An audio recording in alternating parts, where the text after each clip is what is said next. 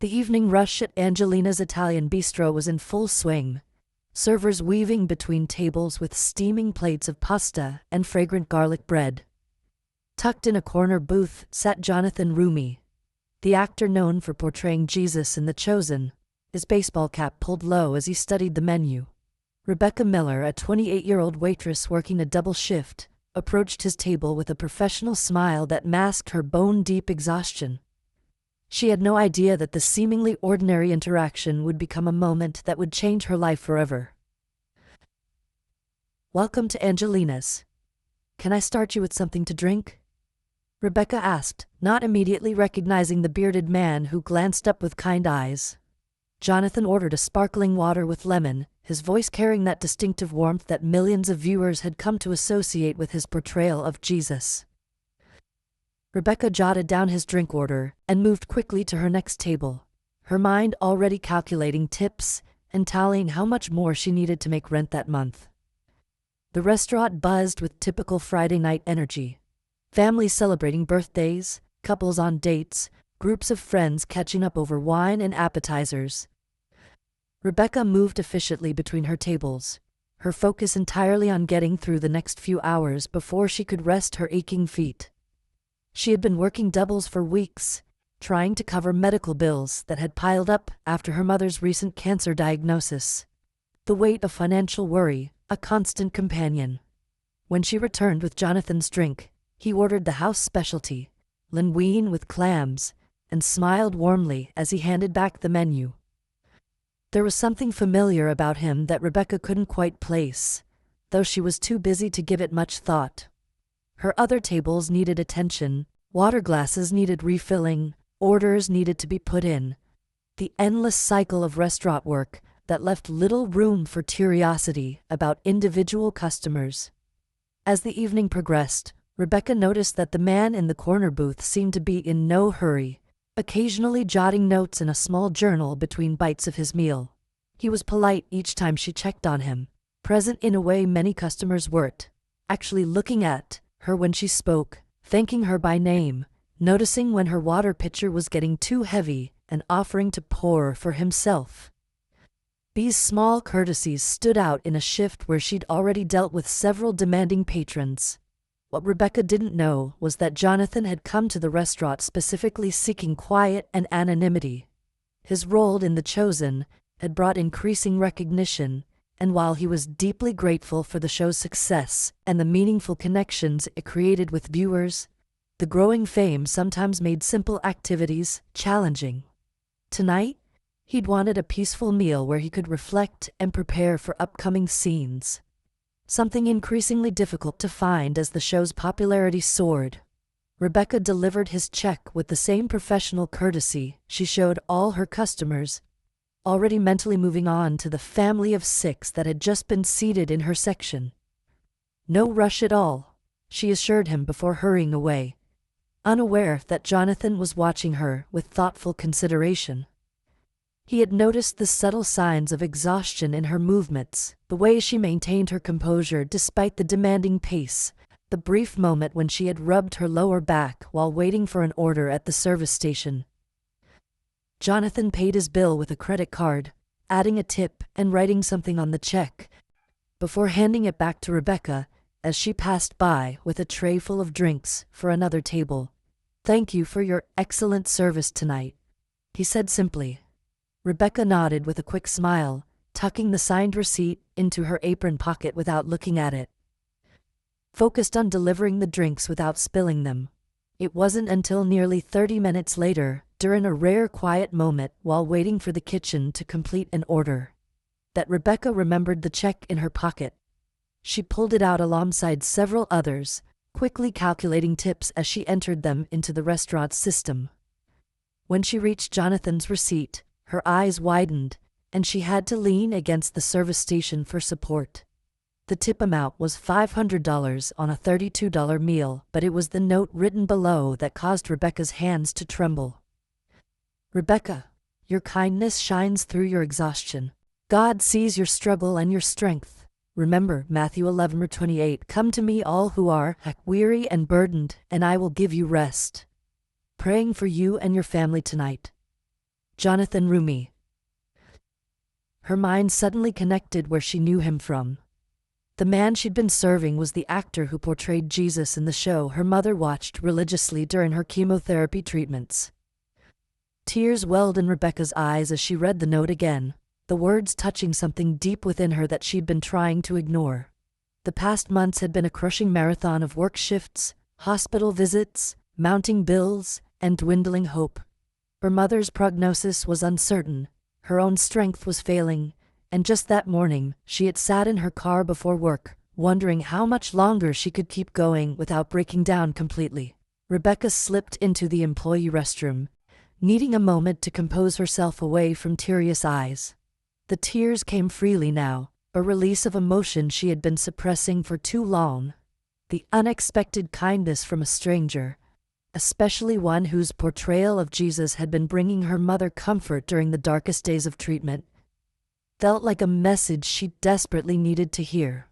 Someone had seen her, truly seen her, beyond the professional smile and efficient service.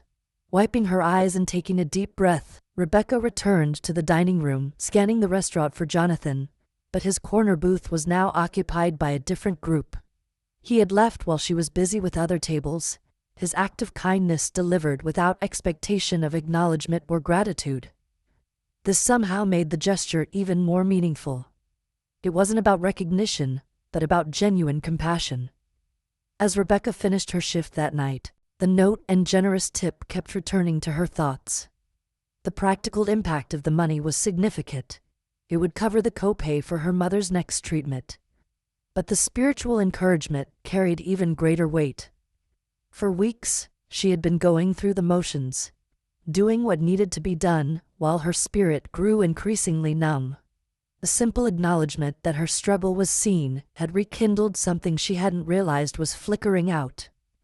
When she arrived home that night to the small apartment she shared with her mother, Rebecca found Maria Miller awake despite the late hour, sitting in her recliner with a knitted blanket across her lap and The Chosen playing quietly on the television. The irony wasn't lost on Rebecca, her mother finding comfort in watching the very man who had reached out to comfort her daughter just hours earlier, neither of them aware of the connection until now. "You won't believe who came into the restaurant tonight," Rebecca said, sitting on the arm of her mother's chair and showing her the receipt with Jonathan's note. Maria's eyes widened in surprise and delight, her hand trembling slightly as she touched the signature. "He plays Jesus with such compassion because he has compassion," Maria murmured, looking up at her daughter with tears in her eyes. "This isn't coincidence, Becca. This is grace." That night marked a turning point for Rebecca, though she couldn't have articulated exactly why. The weight she carried hadn't lessened, her mother was still sick, the bills still loomed, her responsibilities remained unchanged. Yet something had shifted internally, a reminder that even in her exhaustion, she wasn't invisible, and her struggles weren't meaningless. The knowledge that a stranger had recognized her pain and responded with kindness restored a sense of connection to humanity that had been wearing thin. Rebecca took a photo of the note before carefully placing the receipt in her Bible, a book that had gathered dust in recent months as her faith wavered under the pressure of unrelenting hardship. The scripture reference Jonathan had included, Matthew 11:28, had been one of her mother's favorites, often quoted during difficult times. Rebecca found herself turning to that page, reading the familiar words with fresh perspective, finding solace in the invitation to rest that she hadn't been able to accept in her determination to handle everything alone. The following week, Rebecca shared the story with her coworker Jenna during a slow afternoon shift. Jenna, initially skeptical, was convinced when Rebecca showed her the photo of the receipt. "You should post this online," Jenna suggested, eyes wide. "People would love to know he does stuff like this when cameras aren't around." Rebecca immediately shook her head, somehow certain that broadcasting the private gesture would diminish its meaning. "It wasn't about attention," she explained. "It was about one person seeing another person's need. That's all." What Rebecca didn't know was that Jonathan's seemingly random act of kindness hadn't been random at all. Earlier that day, before coming to Angelina's, He had been filming an emotional scene for The Chosen, a moment where Jesus notices someone others had overlooked. The director had challenged the cast to carry the day's message beyond the set, to actively look for those who might be struggling silently. Jonathan had prayed for guidance, asking to be led to someone who needed encouragement, and had felt drawn to the small Italian restaurant off his usual path. 2 weeks later, Jonathan returned to Angelina's, this time with several cast members after a day of filming nearby. The restaurant was busier than his previous visit, the waiting area crowded with dinner patrons. Rebecca was working in, moving quickly between tables, but she stopped abruptly when she spotted him being seated in another server's section, her heart suddenly racing with unexpected emotion. Their eyes met across the restaurant, Jonathan offering a gentle smile of recognition. Rebecca hesitated only briefly before approaching his table, drawn by a need to express what his kindness had meant to her. "I'm sorry to interrupt your dinner," she began, her voice steadier than she'd expected. "But I wanted to thank you for your note and generosity a couple weeks ago. It came at exactly the right moment." Jonathan stood to greet her properly, his expression warm with genuine pleasure at seeing her again. "Rebecca," he said, remembering her name without hesitation. "I'm so glad to see you. How are you doing? How is your family?" The questions weren't mere politeness, but carried sincere interest, as though they were continuing a conversation rather than having their first real exchange. Rebecca found herself sharing more than she'd intended, about her mother's illness, the financial pressure, the toll of balancing caregiving with full-time work. The other cast members at the table listened with compassionate attention, creating a small bubble of connection amid the bustling restaurant. "Your note reminded me that we're seen, even when it feels like we're drowning unnoticed," Rebecca concluded, embarrassed by her candor but unable to express how meaningful the simple acknowledgement had been. "Sometimes all we need is to know we're not alone in our struggles," Jonathan replied, his words echoing the message of many scenes he'd filmed. "I'm grateful I could be a reminder of that for you. The show has taught me so much about seeing people as Jesus might see them, looking past the surface to the heart." His castmates nodded in agreement, several sharing how portraying biblical characters had deepened their awareness of human vulnerability and need. Before returning to her tables, Rebecca gathered her courage and added, "My mom watches your show during her treatments. It's been a source of strength for her, seeing Jesus portrayed with such humanity. Would it be possible?" She hesitated, hating to ask for anything after his already generous gesture. Jonathan sensed her discomfort and gently prompted, "What would help your mother, Rebecca?" "Maybe a short video message?" Rebecca asked, immediately adding, "But I completely understand if that's too much to ask. You've already been more than kind." Jonathan didn't hesitate, pulling out his phone and asking for her mother's name. "Let's do it right now," he suggested, motioning for his castmates to join him. Rebecca watched in amazement as they huddled together, recording a warm, personal message for Maria, offering encouragement and prayers for her healing journey. The video, just over a minute long, brought Rebecca's mother to tears when she played it for her that evening. Maria, wrapped in her treatment blanket and weaker than she'd been the week before, rewatched it multiple times, drawing visible strength from the actor's words of faith and hope. "It's like Jesus himself is speaking to me," she whispered, clutching Rebecca's hand. "Not because they're famous, but because they understand his heart."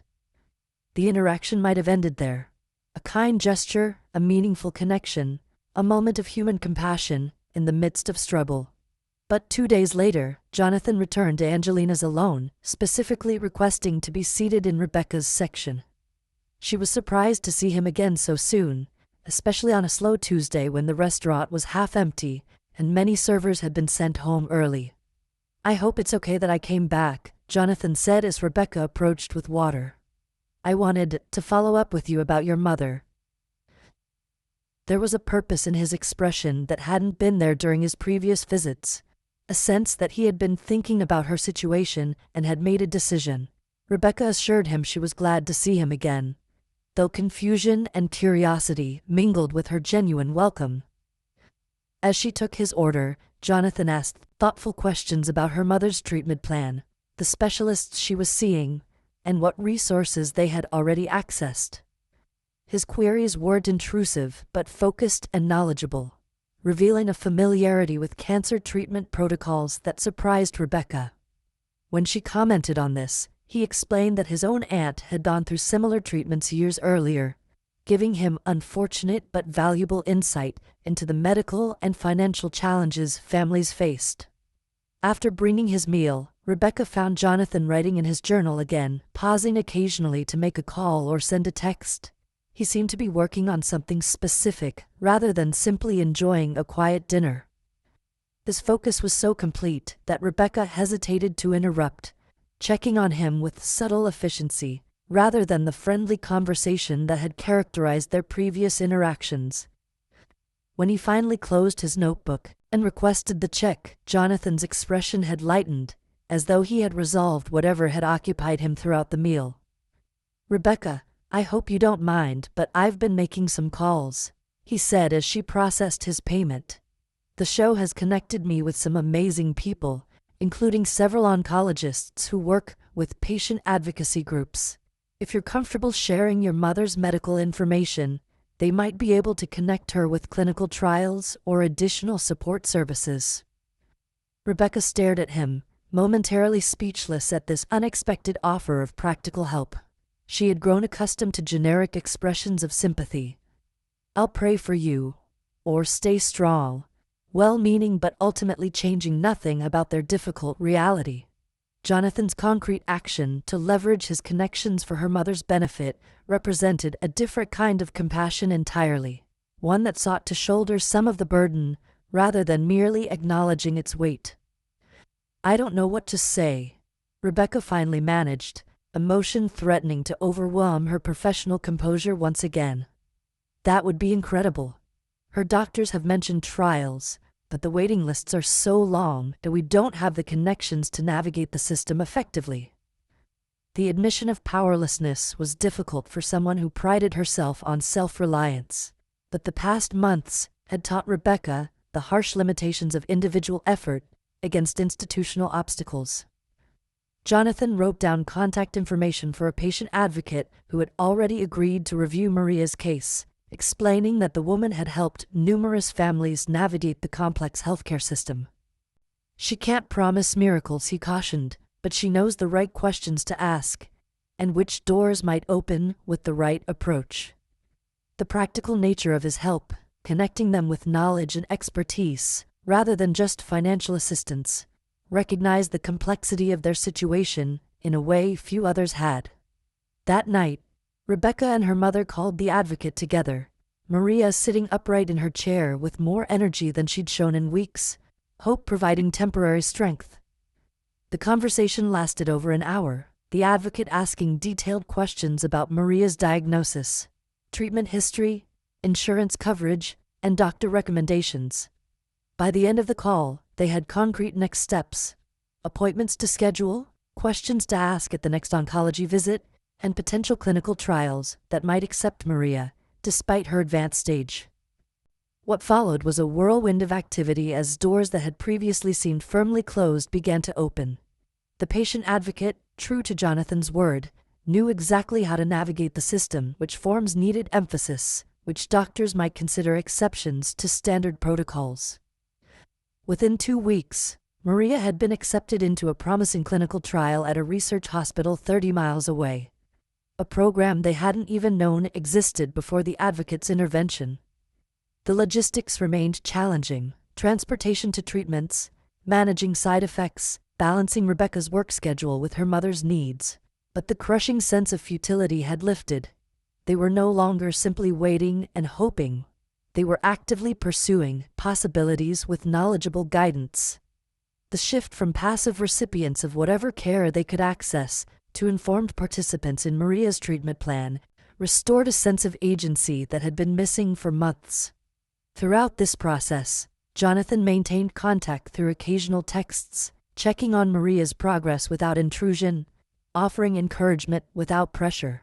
His involvement was consistent but respectful of boundaries. Genuine concern without the expectation of gratitude or special attention. This balance struck Rebecca as remarkable, especially from someone whose increasing fame might have distanced him from such personal connections. When Maria completed her first month in the clinical trial with promising initial results, Rebecca sent Jonathan a photo of her mother giving a thumbs up from her treatment chair. Her thinning hair covered by a colorful scarf, fans of the show had sent after learning of her story through the Patient Advocacy Network.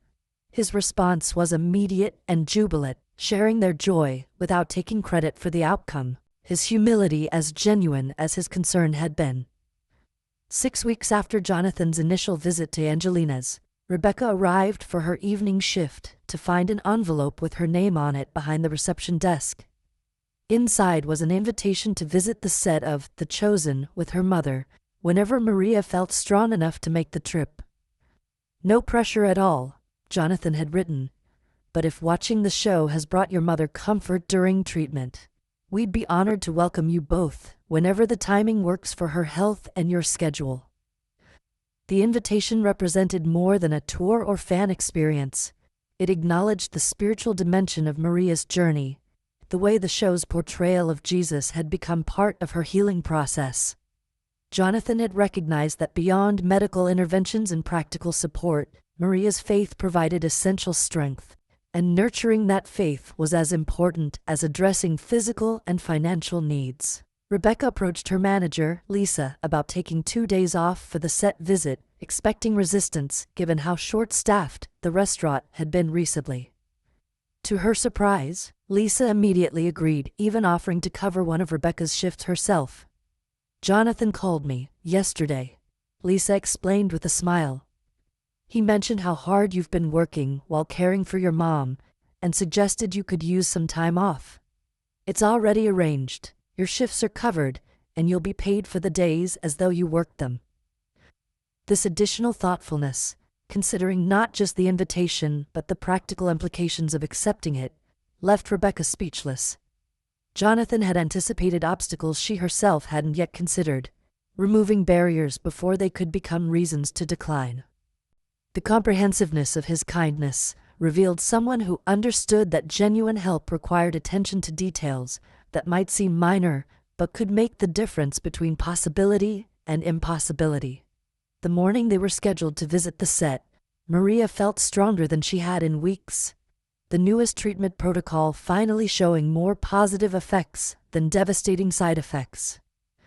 She dressed carefully in comfortable but special clothes, applying makeup for the first time in months, determined to feel like herself rather than a patient for this special day. Rebecca watched her mother's preparation with a mixture of joy and caution, aware of how quickly Maria's energy could fade, but unwilling to dampen her excitement. When they arrived at the filming location, a production assistant was waiting to greet them personally. Wheelchair at the ready for Maria to use when walking became too tiring. The thoughtful preparation continued as they were shown to a comfortable viewing area with clear sightlines to the action, but positioned to allow Maria to rest as needed. Every detail had been considered to make the experience accessible while preserving their dignity. No attention drawn to accommodations, just quiet implementation of supports that enabled full participation. Jonathan greeted them between scenes, his genuine delight at their presence evident despite the pressures of the filming schedule. He introduced them to cast and crew members, many of whom already knew their names and details of Maria's treatment journey. Rebecca realized that Jonathan had shared their story, not as gossip, but as a prayer request, building a community of support around them that extended far beyond one man's individual kindness. During a filming break, the actress who portrayed Mary approached Maria with gentle warmth, sharing that her own sister had gone through similar treatments years earlier. Their conversation quickly deepened beyond small talk into meaningful exchange about faith during illness. The actress kneeling beside Maria's chair to ensure she didn't have to strain to hear amid the set's activity. Rebecca stood slightly apart, watching as her mother engaged with animation she hadn't shown in months, temporarily transformed from patient back to the vibrant woman she had been before cancer. The director invited them to watch a particularly powerful scene being filmed, Jesus healing a woman who had suffered for years with an illness that had isolated her from her community. The parallels to Maria's situation were unmistakable, and as they watched Jonathan portray the moment of healing with profound compassion, tears streamed down Maria's face. "This is how he sees me," she whispered to Rebecca. "Not as a burden or a medical case, but as his beloved child." During lunch, Jonathan joined them at their table, the conversation flowing naturally between serious topics and lighter moments. He shared behind-the-scenes stories that made Maria laugh genuinely for the first time in weeks, the sound drawing smiles from crew members who passed by. In these moments, the celebrity aspect of Jonathan's identity seemed to fade entirely. He was simply a kind man sharing a meal with friends, his famous role secondary to his human connection. What impressed Rebecca most throughout the day was how Jonathan's faith informed his actions without becoming performative or preachy. He lived his beliefs through practical kindness, through seeing needs and addressing them, through treating every person on set, from lead actors to production assistants, with the same respect and attention. The congruence between the Jesus he portrayed on screen and the values he embodied off-screen struck her as both rare and deeply authentic. As the day drew to a close and Maria's energy began to wane, Jonathan arranged for a comfortable car to take them home, including a care package of meals prepared by the set caterer to simplify their week ahead. "The treatments take so much energy," he explained to Rebecca quietly. "Having meals ready might give you both a little more time to rest." This attention to practical aftermath, considering how the excitement of the day might impact Maria's limited stamina, demonstrated a depth of understanding about their daily reality that few others had grasped. Before they left, the entire cast gathered to pray with Maria, forming a circle around her wheelchair, each person offering a personal word of encouragement or specific prayer. Rebecca watched in amazement as her mother received this outpouring of support, accepting it with grace, rather than the embarrassment she typically showed when attention focused on her illness.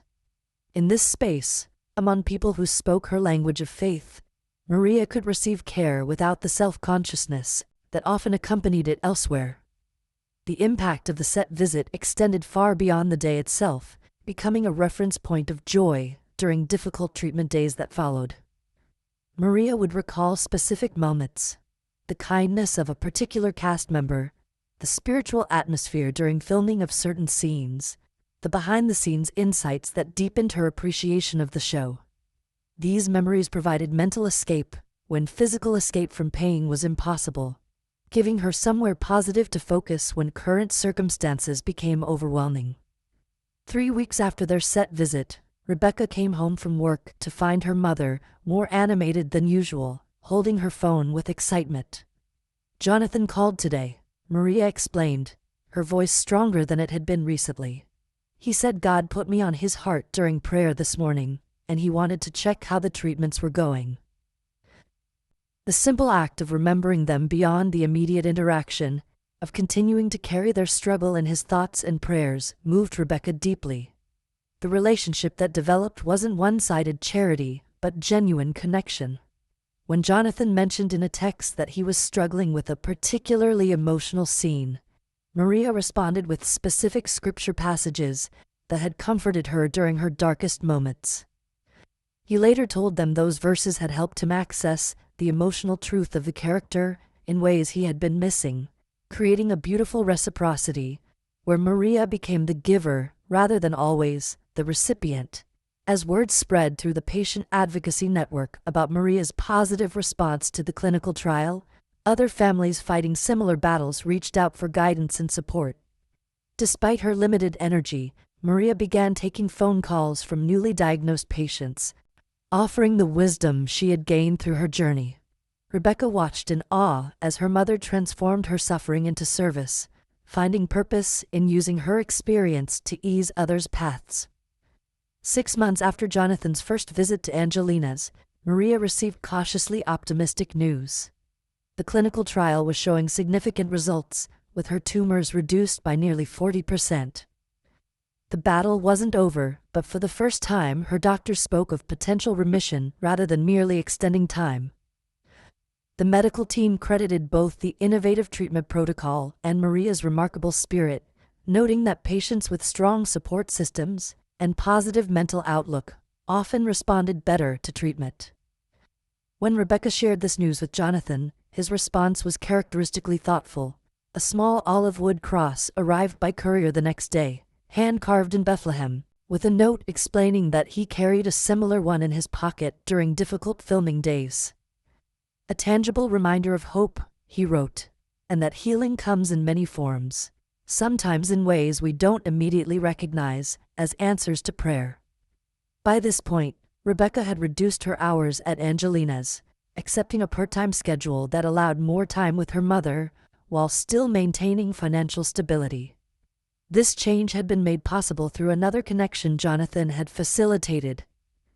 A local business owner who needed administrative help with flexible hours, offering Rebecca work she could often do from home during Maria's treatment days. The new job utilized skills from Rebecca's business degree, knowledge she had feared would never be applied after dropping out of college to care for her mother. The role not only provided more stable income with fewer physical demands than restaurant work, but also offered a pathway back to her original career goals, with the business owner mentioning potential for advancement as the company grew.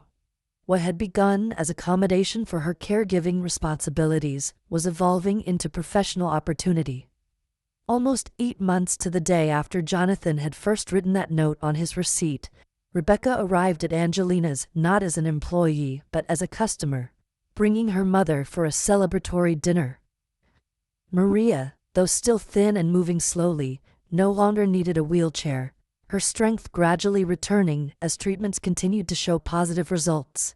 They requested a specific corner booth, the same one where Jonathan had sat that first evening, a location that now held special significance in their journey.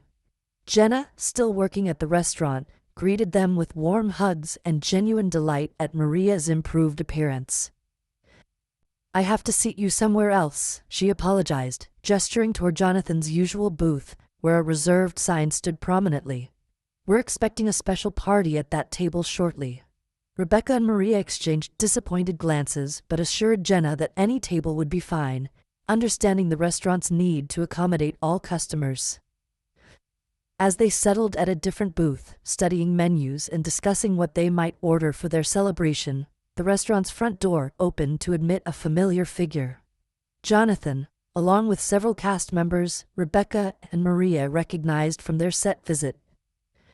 Jenna led them directly to the reserved corner booth, but Jonathan immediately spotted Rebecca and Maria, his face lighting with pleased surprise. "I had no idea you would be here tonight," he exclaimed, crossing to their table. "We just wrapped filming for the season and came to celebrate." The coincidence, or providence, as Maria would later describe it, of their paths crossing again at Angelina's on this particular evening felt significant, a bookending of the journey that had begun with a simple note on a receipt in this same restaurant. Without hesitation, Jonathan invited them to join his group's celebration, insisting on combining their tables and turning their separate commemorations into a shared event.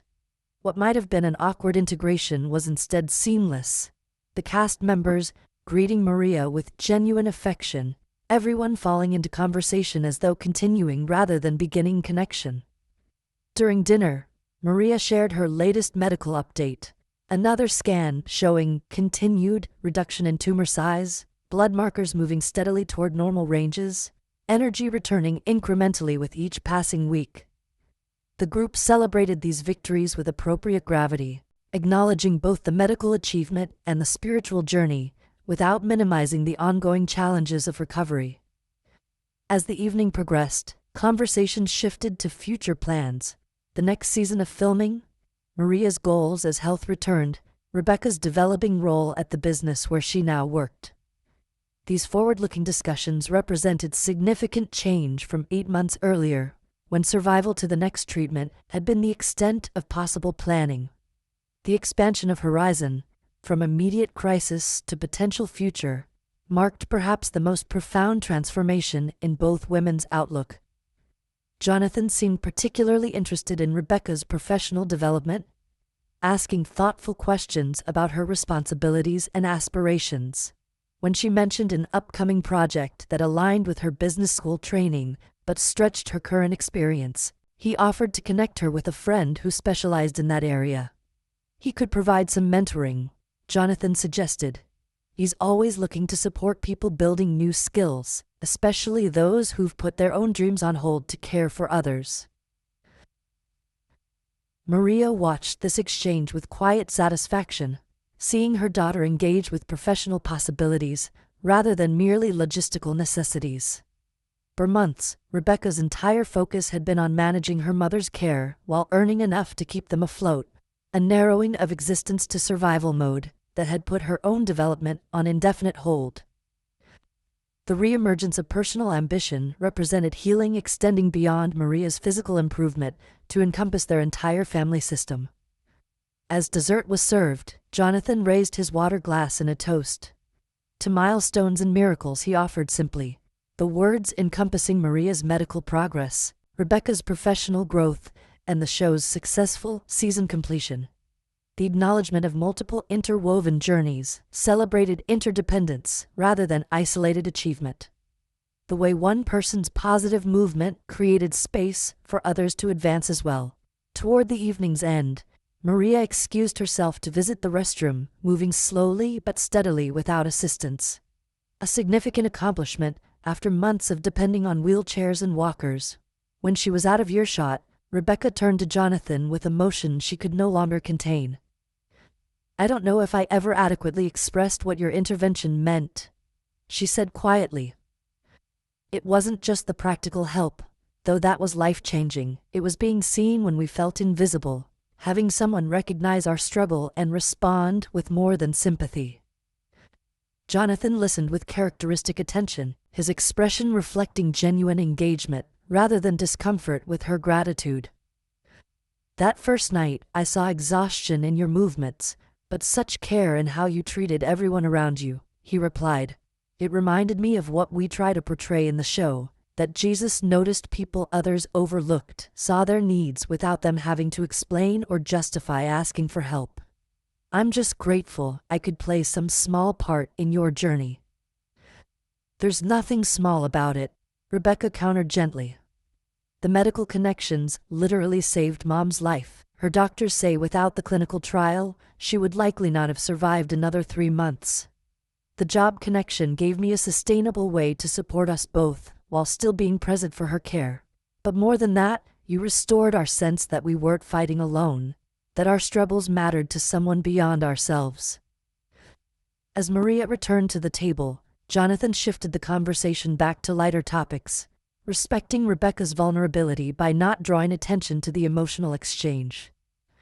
This sensitivity, knowing when to engage depth and when to create space for recovery, characterized his approach throughout their relationship, a balance that allowed connection without overwhelming either Rebecca or Maria with intensity they might not have energy to sustain. When the evening naturally drew to a close, Jonathan insisted on covering everyone's meal despite Rebecca's protests. "Consider it a celebration of all our milestones," he said firmly. "Sometimes receiving is as important as giving. It creates space for community rather than keeping score." The wisdom in this perspective helped Rebecca accept the gesture with grace, rather than discomfort, recognizing that allowing others' generosity honored their intentions, rather than creating obligation. In the restaurant parking lot, as goodbyes were exchanged, Maria embraced Jonathan with the natural affection of genuine friendship, rather than celebrity admiration. "Thank you for seeing my daughter that night," she said simply. "Before you noticed her exhaustion, I was watching her fade trying to carry everything alone, and I felt helpless to change it." The acknowledgement of Rebecca's sacrifice, spoken in her presence rather than privately, validated the caregiver's journey that often went unrecognized alongside the more visible patient experience.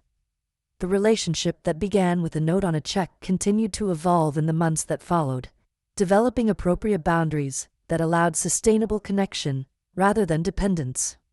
Jonathan's filming schedule took him to different locations, communication becoming less frequent but no less meaningful when it occurred. Rebecca and Maria continued their journey toward recovery. Medical for Maria, professional and emotional for Rebecca, with an expanded support network that now extended far beyond their initial isolated struggle. 1 year after Jonathan's first visit to Angelina's, Maria received the news they had scarcely dared hope for. Her scans showed no detectable disease activity, moving her officially into remission status. The medical team remained cautiously optimistic, emphasizing continued monitoring, but acknowledged the exceptional response she had shown to treatment. The patient advocate, who had initially connected them with the clinical trial, called personally to congratulate them, emotional at the outcome of what had begun as a seemingly random restaurant encounter. Maria celebrated her remission by volunteering at the cancer center where she had received treatment, sitting with newly diagnosed patients, offering both practical guidance and spiritual encouragement. Her personal experience, combined with the compassion born from her own suffering, made her particularly effective at connecting with patients feeling overwhelmed by their diagnosis. The medical staff increasingly referred families to her for support, recognizing the unique contribution she offered alongside their clinical protocols. Rebecca, now working full-time in her business role with increasing responsibility, often reflected on the chain of connections that had transformed their circumstances. What had begun with a simple note acknowledging her exhaustion had expanded into medical intervention, career opportunity, and spiritual renewal. The expanding ripples reminded her of Jonathan's words about Jesus noticing individuals within crowds, how attention to one person's specific needs could initiate healing that extended far beyond that initial encounter. When The Chosen announced a special screening event in their city for the new season, Rebecca was surprised to receive not just an invitation, but a request for Maria to participate in a panel discussion about faith during serious illness. The invitation acknowledged her mother's journey, not as a celebrity success story, but as valuable spiritual testimony in its own right, wisdom earned through suffering that could benefit others facing similar challenges. At the screening event, Rebecca watched with pride as her mother spoke with quiet authority about maintaining faith during the darkest moments of illness and treatment. Maria didn't offer platitudes or pretend the journey had been easy, acknowledging genuine struggles and moments of profound doubt. This honesty about spiritual challenges alongside physical ones resonated deeply with the audience, many nodding in recognition or wiping away tears as she described fighting to trust when outcomes remained uncertain. Jonathan introduced Maria at the panel, sharing briefly how they had connected through Rebecca at Angelina's. What began as a small prompting to encourage an exhausted waitress has blossomed into this beautiful friendship and healing journey, he explained to the audience. Maria's story reminds us that faith isn't about avoiding difficulties, but finding strength within them. Her wisdom tonight comes not from theological training, but from the front lines of suffering and hope. The audience listened with rapt attention as Maria shared her journey, many taking notes or nodding in recognition of experiences that mirrored their own struggles. When she described the moment of receiving Jonathan's video message during a particularly difficult treatment session, several people wiped away tears, understanding the power of unexpected encouragement in dark moments. Her story was both deeply personal and universally applicable. This human experience of facing mortality while clinging to faith and purpose. After the panel, numerous attendees approached Maria, sharing their own cancer journeys or those of loved ones, seeking guidance or simply connection with someone who truly understood. Rebecca watched as her mother engaged with each person individually, offering the same focused attention that Jonathan had once shown them, listening fully, responding with compassion rather than platitudes, seeing the unique person behind each medical narrative. This extension of kindness, from Jonathan to them, and now from them to others, embodied the message of the chosen in ways more profound than any scripted scene could capture. The fictional portrayal of Jesus seeing and valuing individuals had manifested in real-world encounters that changed lives, creating a continuing circle of recognition and response that expanded far beyond its original participants. When the event concluded, Jonathan joined Rebecca at the back of the venue, while Maria continued speaking with several attendees who had lingered to share their stories. "Your mother has a gift," he observed quietly, the ability to fully present with people in pain without being overwhelmed by it. Rebecca nodded, recognizing how Maria's own suffering had deepened rather than diminished her capacity for compassion, transforming personal tragedy into connection rather than isolation. "She learned it from you," Rebecca replied, remembering how Jonathan's initial acknowledgement of her exhaustion had created space for vulnerability, rather than continued pretense of coping. "That night at Angelina's, you didn't just see that I was tired. You saw that I needed someone to notice without making me ask for help. Mom does that now for others because someone did it for us first." The significance of that first interaction at the restaurant had evolved in Rebecca's understanding over the months. What had initially seemed like extraordinary celebrity generosity, she now recognized as something both simpler and more profound: the choice to truly see another person's suffering and respond with available resources rather than convenient distance. That fundamental decision, more than the specific help that followed, had been the true gift that changed their trajectory. As they drove home that evening, Maria sat quietly in the passenger seat, physically tired from the event, but spiritually energized by the connections made. "Remember when we thought the worst thing that could happen was my diagnosis?" she asked suddenly, breaking the comfortable silence. "I never imagined cancer would become the path to so much purpose and meaning, not just for me but for all those families tonight who needed to hear that faith can survive even when healing seems impossible." Rebecca considered her mother's words, recognizing the profound shift in perspective they represented. Months earlier, cancer had been solely catastrophe, an unwelcome intruder demolishing their carefully constructed lives, threatening not just Maria's physical existence but their financial stability, professional futures, and spiritual foundations. The journey remained difficult, the disease still serious despite remission, yet alongside those realities had emerged unexpected gifts of purpose, community, and deepened faith. This integration of hardship with meaning reflected the spiritual maturity both women had developed through their journey. Neither denied the genuine suffering cancer had brought, yet both could now recognize the growth and connections that had emerged alongside it, not as compensation that balanced the scales, but as parallel truth that complicated simple narratives of tragedy or triumph. Life had revealed itself as more complex and more grace-filled than either simplistic storyline allowed. 2 years after Jonathan's first visit to Angelina's, Maria remained in remission, her strength largely restored though sun treatment effects lingered. Rebecca had been promoted to project manager at her company, her business degree finally finding full expression in work that challenged and fulfilled her. Their apartment, once a place they feared losing to eviction, had become a gathering spot for a cancer support group Maria hosted monthly, transforming their personal space into community resource. They still occasionally exchanged texts with Jonathan, updates flowing both directions as his career continued evolving alongside their recovery journey. The relationship had found its natural rhythm, not constant contact but genuine connection when paths crossed or significant milestones warranted sharing. This sustainable friendship respected the reality of his public life and their private one, maintaining meaningful connection without inappropriate expectations on either side. The note on the check that had initiated their journey remained preserved in Maria's Bible, now worn at the edges from frequent handling during difficult days. Though their circumstances had dramatically improved, the simple message, "God sees your struggle and your strength," continued providing encouragement whenever new challenges arose. The words had become a touchstone, reminding them of divine attention that preceded and would outlast human recognition, however meaningful that human connection had been. Rebecca occasionally returned to Angelina's Italian bistro, sometimes to visit former coworkers but more often simply to sit in that corner booth where everything had changed.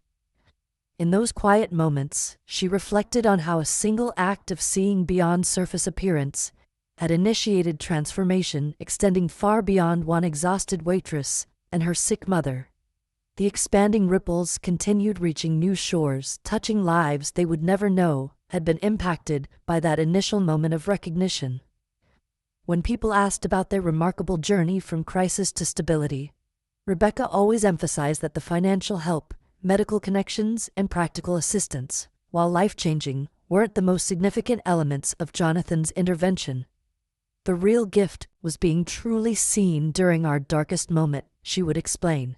Everything else flowed from that initial recognition, someone noticing our struggle and responding with presence before solutions. That attention restored our dignity and hope when we needed it most.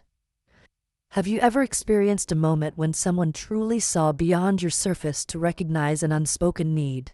Have you witnessed how acknowledgement of someone's struggle can sometimes matter even more than immediate solutions? Jonathan Roumie's decision to notice an exhausted waitress reminds us that our most meaningful impact often begins with simply paying attention. Seeing the person behind the role, the struggle behind the smile, the strength alongside the suffering. Like, subscribe, and share if you believe in the life-changing power of truly being seen in our moments of greatest vulnerability.